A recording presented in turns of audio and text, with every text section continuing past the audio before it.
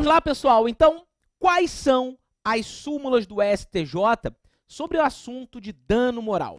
Vejamos aqui.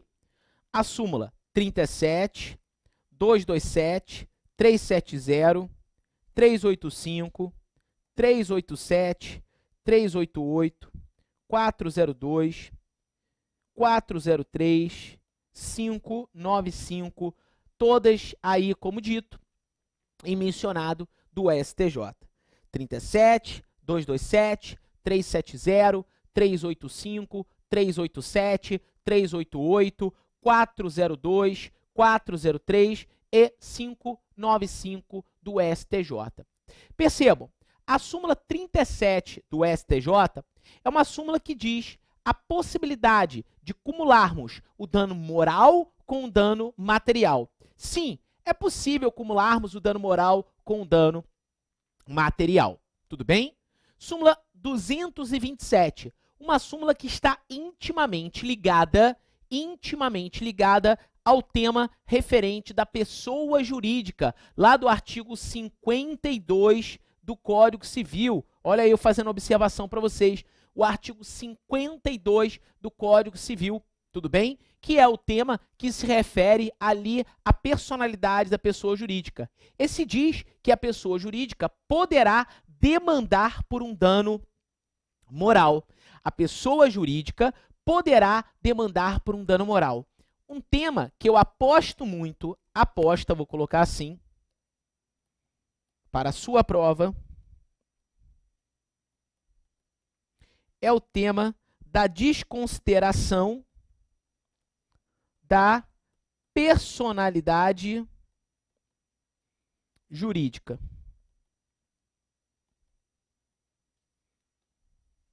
Desconsideração da personalidade jurídica. Lembre que a pessoa jurídica é um ente moral criado pela vontade do ser humano em que o ordenamento jurídico lhe defere a personalidade. Um ente moral criado pela vontade do ser humano em que o ordenamento jurídico lhe defere a personalidade. Mas o que é a desconsideração da personalidade jurídica? Desconsiderar a personalidade jurídica é a suspensão episódica da eficácia do ato constitutivo. Então, trata-se da suspensão episódica da eficácia do ato constitutivo. Bom, artigos de suma relevância para você estudar. O artigo 50 do Código Civil e o 133 e seguintes do Código de Processo. Lembrando que o Código Civil abraçou a teoria maior, diferente do Código de Defesa do Consumidor, da legislação ambiental, que absorveram a teoria menor, ok? Agora, seguinte, o tema veio sendo tratado no Código de Processo Civil vigente, porque no Código de Processo Civil anterior, o CPC de 73, ok? O CPC de 73, perdão, nada foi dito, nada foi falado. O CPC, então, de 73, nada foi dito, nada foi falado. O CPC de 2015 traz como incidente de desconsideração da personalidade jurídica. Incidente de desconsideração da personalidade jurídica. Um tema extremamente importante para o estudo de todos vocês. Incidente de desconsideração da personalidade jurídica. Bom, é necessário ser descrito que com o advento do CPC de 2015, não cabe mais a desconsideração da personalidade jurídica de ofício. Deve ter requerimento da parte lesada ou do membro do Ministério Público. Deverá haver o requerimento da parte lesada ou do membro do Ministério Público. Então, não cabe mais a chamada desconsideração da personalidade jurídica de ofício. E também, expressamente, salvo engano, no artigo 133, parágrafo 2º, salvo engano, tá? É cabível a chamada desconsideração inversa ou às avessas. Cuidado com esse tema, hein? Abri aqui algo lá da parte geral, porque eu aposto muito nesse assunto. Então, a súmula 227 é uma súmula que acabamos de estudar e eu até trouxe um pouquinho de pessoa jurídica, um tema de pessoa jurídica lá da parte geral para vocês. Súmula 370, não me aguento, gente, cara. Falou em direito civil, falou na minha vida, né? Falou em direito consumidor, falou na minha vida, então eu sempre tô nervoso para falar um pouco de tudo, né? Mas é isso. A gente sempre, quando pode dar dicas para vocês, a gente vem aqui, sempre tem um insight. Pô, isso aqui, acabei de pensar, isso pode ser objeto de prova deles, eu acabo falando, eu não me controlo não, peço desculpas. Súmula 370 do STJ. Essa súmula conhecida, que poderia ser uma pergunta de consumidor, poderia ser uma pergunta de empresarial, pode ser uma pergunta de direito civil, ela envolve o cheque. E fala do cheque pré-datado, algo que não tem menção na lei de cheques, mas é um costume do brasileiro. Costume esse que tem fundamento lá na lei de introdução às normas do direito brasileiro, no artigo 4º, o artigo 4º que fala do processo de colmatação da lei ou processo de integração. E ali no artigo 4º se fala dos costumes. Bom, aqui é algo muito importante, porque também tem tudo a ver com a chamada boa-fé objetiva, em que se fundamenta na lealdade e na confiança. Porque a boa-fé objetiva nada mais é do que um dever de conduta, que deverá ser observado em todas as fases contratuais. Então, se a parte, ela pré-datou ou pós-datou esse título, ela pré-datou ou pós-datou esse título, falou, olha, seguinte, eu vou comprar essa calça aqui, mas só irei lhe pagar em dezembro de 2018. Então, vou passar um único cheque para dezembro de 2018, um cheque aí pré-datado. Em dezembro de 2018, você vai e desconta esse cheque. Tudo bem? Beleza. Tá certo, tá tudo tranquilo. Em dezembro de 2018, eu desconto esse cheque. Só que o cara que recebeu o cheque, ele vai e apresenta antes da data pactuada, fraturando, rompendo, quebrando ali a boa-fé objetiva. Esse dever de conduta, esse dever de lealdade. Então, ele fratura, ele rompe esse dever de conduta, esse dever de lealdade. E aí, meu amigo e minha amiga, você que está me escutando nesse momento, se vê diante de uma situação, diante de uma questão de prova, tá? Em que há ali um chamado dano que nós destacamos como in re ipsa. Para quem está estudando com direito civil sistematizado, tá? Principalmente a 10ª edição, existe um capítulo ali só dentro do dano moral que eu falo de dano in re ipsa. E o que é o dano in re ipsa? O dano moral in re ipsa é o dano moral presumido. O dano moral in re ipsa é o dano moral presumido. Então, a apresentação antecipada de um cheque pré-datado configura um dano moral presumido. Por quê? Porque o rompimento ali da boa-fé objetiva. É fraturado o dever de confiança e da lealdade quando apresentado um cheque antes da data pré-pactuada. Súmula 385. Eu falo que é uma súmula em que se bate em cachorro morto, não é? É um ditado que se fala, tá batendo em carne morta, tá se batendo em cachorro morto. E aí o que acontece? Vamos dizer que uma pessoa ela deve, não nega, não tem dinheiro para pagar. O nome dela está lá apontado no rol dos maus pagadores. Por exemplo, no SPC. O nome dela está, então, apontado no SPC devidamente. Então, o nome da pessoa está apontado aí no SPC devidamente. Pois bem, vamos lá, amigos e amigas que me escutam. O nome ali está apontado devidamente, lá no rol dos maus pagadores daquela pessoa. E indevidamente, ao mesmo tempo ali, uma outra empresa, por exemplo, colocou o nome dessa mesma pessoa também no SPC.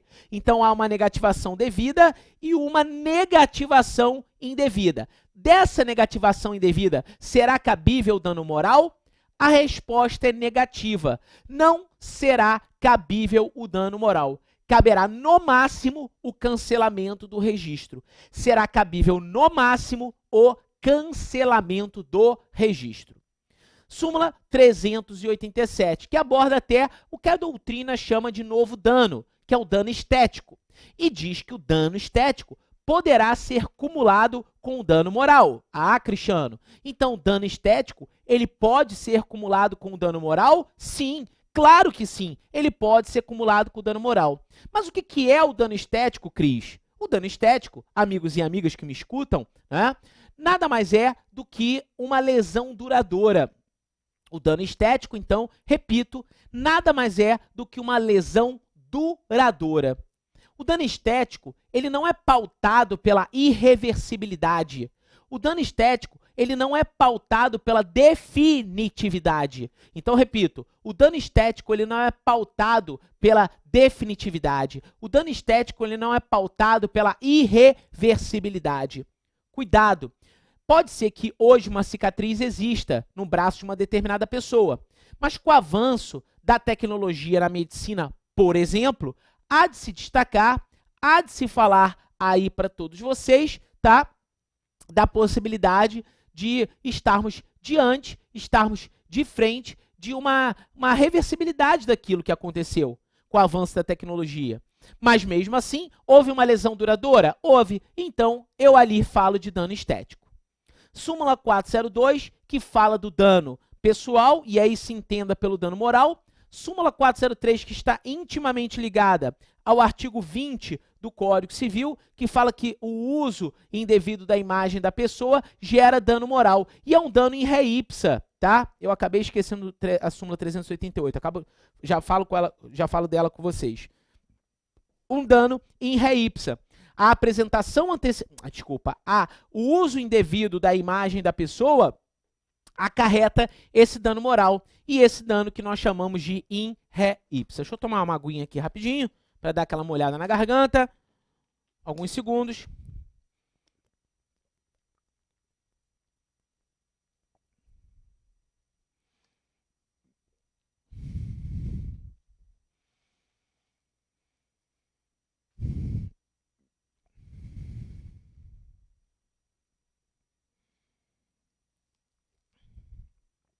Vamos lá, então.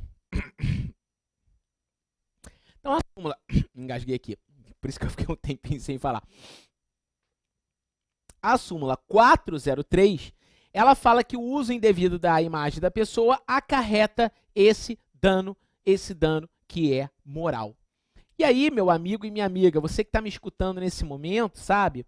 Falando sobre o dano moral, destacando sobre o dano moral, nesse caso concreto, nós estamos aqui mencionando, nós estamos aqui falando, tá, para todos vocês, desse uso da imagem da pessoa indevidamente, e pode ser até que se use indevidamente e não se fale mal da pessoa.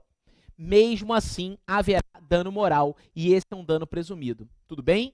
Súmula 388 que eu pulei com vocês, também é uma hipótese de dano in re ipsa, também é uma hipótese de dano moral presumido, ok? De dano moral presumido, de dano moral in re ipsa, tá? Dano moral presumido, dano moral in re ipsa, que fala que a devolução indevida de cheque caracteriza dano moral. A devolução indevida de cheque. Então, o cara tem dinheiro na conta, lá direitinho, passou o cheque dele, esperava o cheque ser devidamente ali descontado, mas, infelizmente, devolveram indevidamente o cheque para a pessoa.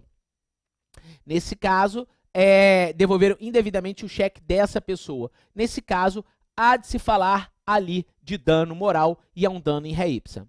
Súmula 595 também, outro exemplo de dano in re ipsa. Súmula 595 também, outro exemplo de dano in re ipsa. A súmula 595, doutores e doutoras que me escutam, é uma hipótese, por exemplo, de uma pessoa que cursou a faculdade de Direito durante 5 anos e não tem o seu diploma reconhecido por uma instituição superior de educação, como, por exemplo, o Ministério da Educação. Então, ali a pessoa cursa o ensino superior e não tem ali a validação do seu diploma, não é? Então, nesse caso, há de se falar de um ato indenizável e a responsabilidade civil desta instituição de ensino será independente da existência de culpa.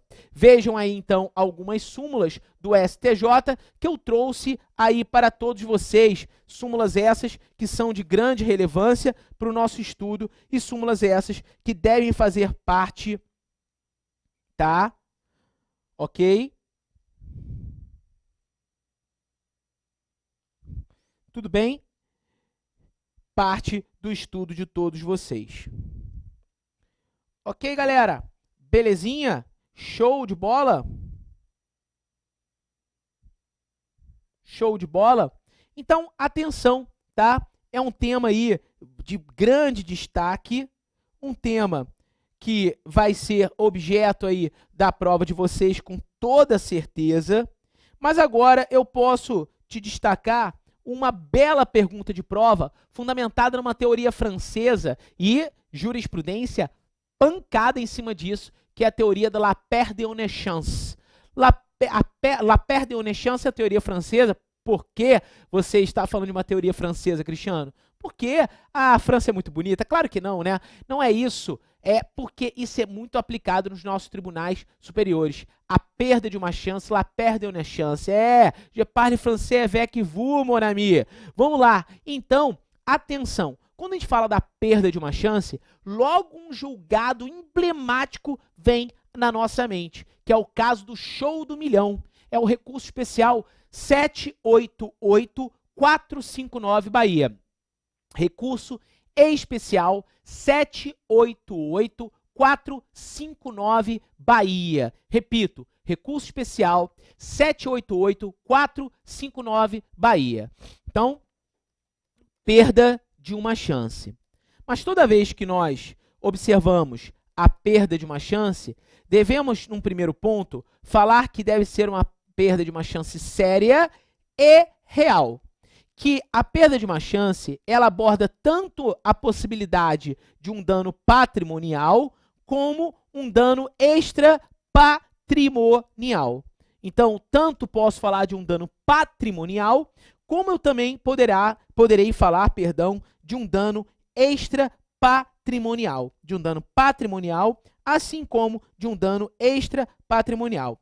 Bom, seguinte, aqui a sua análise, tá? Ela independe de ser uma chance alta ou não. Mas quando a gente analisa, a gente tem que ver a existência da perda, tá?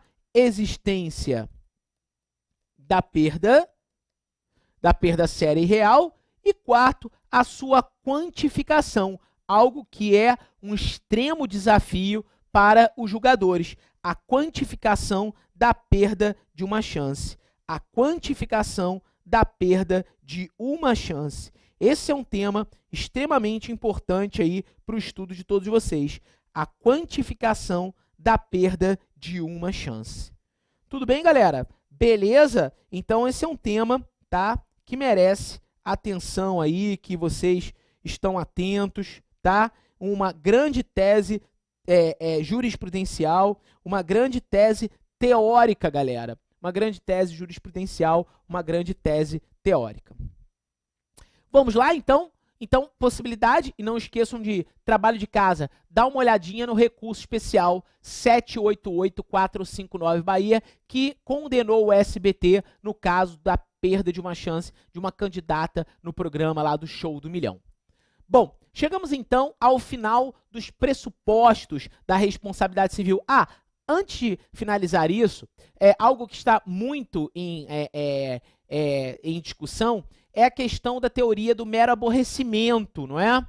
Bom, destacando que os tribunais superiores entendem que o mero aborrecimento, o mero constrangimento não acarreta dano moral. Então, o mero aborrecimento, o mero constrangimento não gera dano moral. O mero aborrecimento, o mero constrangimento não acarreta dano moral. Então, segue aí uma dica para todos vocês, tá? Pois bem, finalizamos então a situação que se refere aos pressupostos da responsabilidade civil, um primeiro tema que estudamos dentro do seu edital no nosso projeto superintensivo. Vamos aqui analisar agora o adimplemento obrigacional, que está lá dentro do tópico das obrigações do seu edital. Então, vamos lá. Adimplemento obrigacional. Coloca aí no seu material. Adimplemento obrigacional.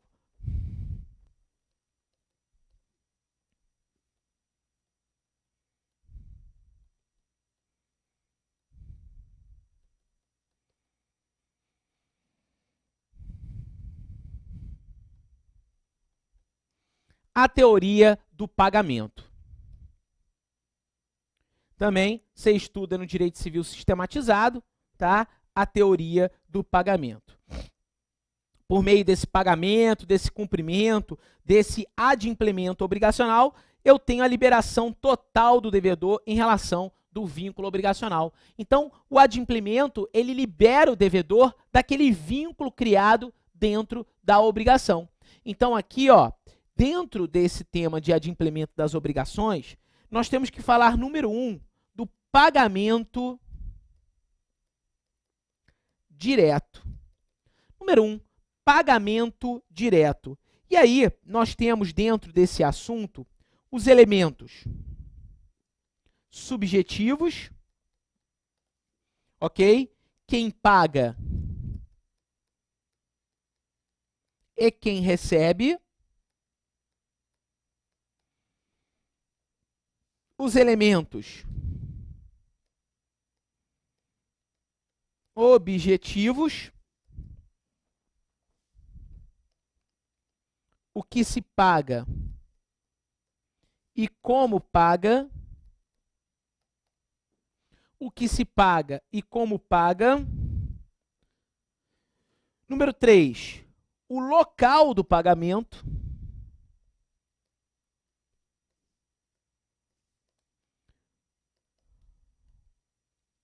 Onde se paga.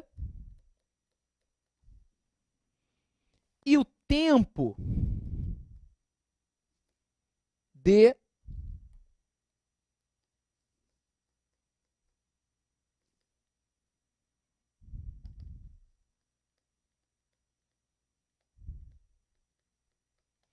Olha aí, gente. Primeiro tópico que nós vamos estudar dentro dos elementos do tema do adimplemento das obrigações.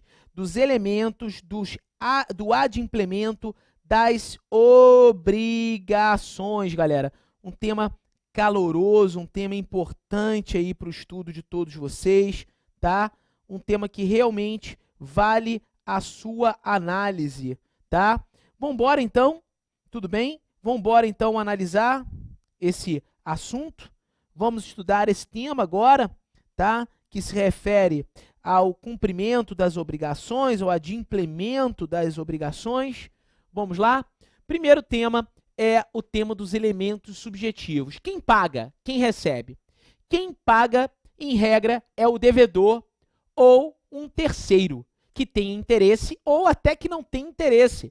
Então, a gente pode ter tanto devedor ou um terceiro realizando o pagamento. Esse devedor, ele pode ganhar um nome na sua prova. Você está lembrado desse nome? Vamos lá? Então, quem paga é o devedor ou terceiro. Dá uma olhadinha no artigo 304 e seguinte do Código Civil nesse momento, tá? 304 e seguinte do Código Civil nesse momento. Então, quem paga, em regra, quem deve pagar é aquele que pode ser chamado na sua prova de solvens. Poderá ser chamado na sua prova de solvens. Então, o devedor é aquele que pode ser chamado na sua prova de solvens. É aquele que paga. Como regra geral, o solvens, então, será o devedor. Porém, como dito, outras pessoas também podem pagar, além do próprio sujeito passivo da relação dessa obrigação. E por isso eu falei para você analisar o 304 e seguinte do Código Civil, pois o artigo 304 diz que qualquer interessado na dívida pode pagá-la, podendo usar, se não houver oposição do credor, dos meios conducentes à exoneração do devedor. Esses meios conducentes da exoneração do devedor, eu posso até falar da dita consignação em pagamento ou pagamento em consignação. Essa figura híbrida, tanto do direito civil como do direito processual civil. Tudo bem? Beleza, então quem paga é o solvens, ou como o artigo 304 diz, que qualquer interessado pode realizar o pagamento da dívida. Bom, mas que interessado é esse? É um terceiro. E aí nós podemos ter um terceiro interessado e um terceiro não interessado.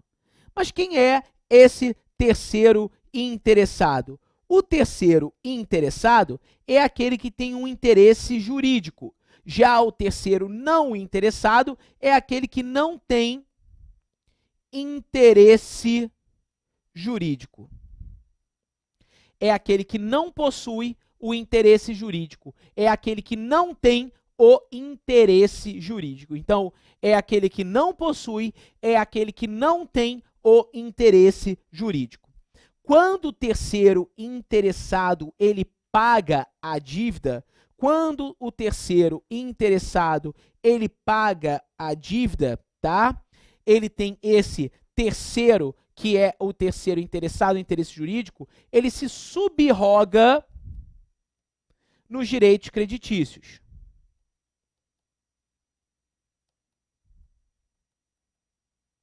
Ele se subroga nos direitos creditícios, ok? Ele se subroga nos direitos creditícios. Tudo bem? Beleza? Tranquilo? Então, esse que tem o interesse jurídico, o interesse patrimonial, eu posso até te dar o exemplo de um avalista, de um herdeiro, de um fiador. Então, de um avalista, de um herdeiro, de um fiador. Avalista, fiador, herdeiro. E havendo pagamento por esse, que é o interessado, essa pessoa subroga-se aí automaticamente nos direitos do credor. E aqui vale a pena lançar mão do artigo 346, inciso 3º do Código Civil. Dá uma olhadinha lá no artigo 346, inciso 3º do Código Civil. Tudo bem? 3º do Código Civil. Então, nessas hipóteses, nós temos a chamada subrogação legal ou também chamada de subrogação automática. Subrogação legal ou subrogação automática. Subrogação legal ou subrogação automática. Tudo bem, galera? Beleza? Show! Ah, e o terceiro não interessado? É aquele que não tem interesse jurídico? É aquele que não tem um interesse patrimonial? É aquele que não tem interesse jurídico? É aquele que não tem um interesse patrimonial? Pois bem, ele tem um interesse, por exemplo, fundamentado no afeto. É o pai que paga a dívida de um filho, é a esposa que paga a dívida do marido. E quando realizado esse pagamento, não há de se falar numa subrogação. Eu falo num reembolso. Então, nessa hipótese, quando realizado o pagamento por um interesse afetivo, o pai que paga a dívida de um filho, a esposa que paga a dívida do marido, nesse caso, tá? Esse terceiro não interessado, ele terá direito ao reembolso como regra. Reembolso como regra geral. E aqui vale a pena dar uma olhada no artigo 305, OBS, para o artigo 305 do Código Civil. Tudo bem? 305 e para o 304 no seu parágrafo único. Duas hipóteses muito comuns de certames. 304, tá? 304 e 304 no seu parágrafo único, tá? E o 305, 304, parágrafo único e o 305. Tudo bem, galera? Beleza? Então, esse é um ponto para vocês analisarem. O devedor, também chamado de solvens, tá? Aquele quem paga, e vai pagar para quem? Paga para o credor, mas o credor ou alguém que o represente. Lembrando que na sua prova, esse credor poderá ser chamado de accipiens. Lembrando que na sua prova, esse credor também poderá ser chamado de accipiens. Então fica essa dica para todos vocês. O accipiens é aquele que recebe o pagamento. E o pagamento é o objetivo criado entre o credor e o devedor, gerado por esse vínculo obrigacional, porque a obrigação nada mais é do que uma relação jurídica, ok? Uma relação jurídica. Estamos chegando ao final de mais um bloco aqui para o seu concurso para o Ministério Público da União. Te aguardo no terceiro bloco.